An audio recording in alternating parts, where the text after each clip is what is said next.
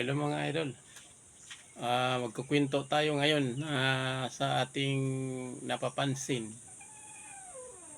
Meron tayong napapansin na isang bata na nakakapag-antig damdamin. Meron kasi akong nakita na bata na nagtitinda ng ice drops. Noong naliligo kami doon sa Nabalta Beach, ay meron yung isang bata na babae, 9 years old.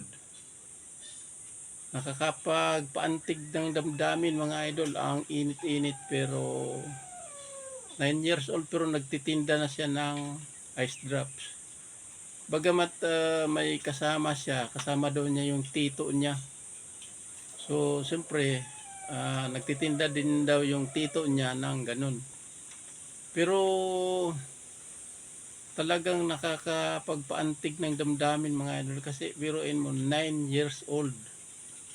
Pero marunong na siyang tumulong sa magulang niya. Hindi katulad ng ibang kabataan na nakikita natin ngayon na puro pasaway. Hindi naman lahat. Pero marami din tayong nakikita na mga kabataan nga na pasaway.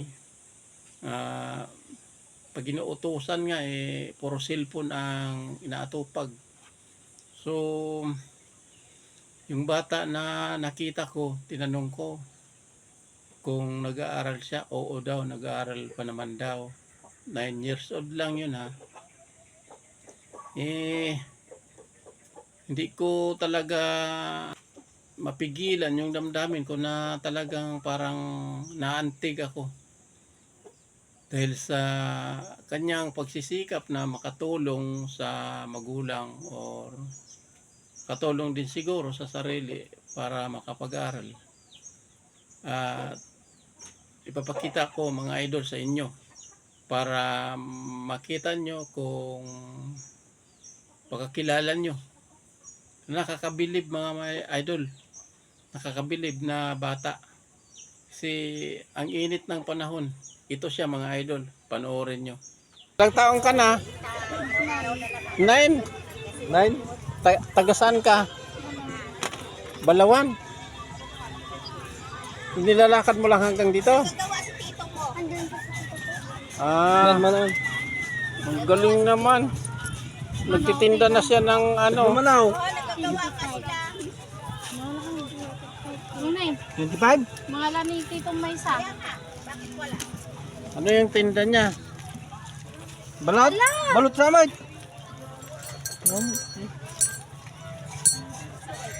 Ano yung tinda? Puti. Napakita may isa? Ay, kortaman ko nila niya. Balong mag-isip. Oh, galing niya no.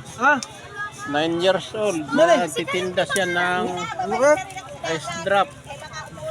Ang galing niya. Mga idol oh.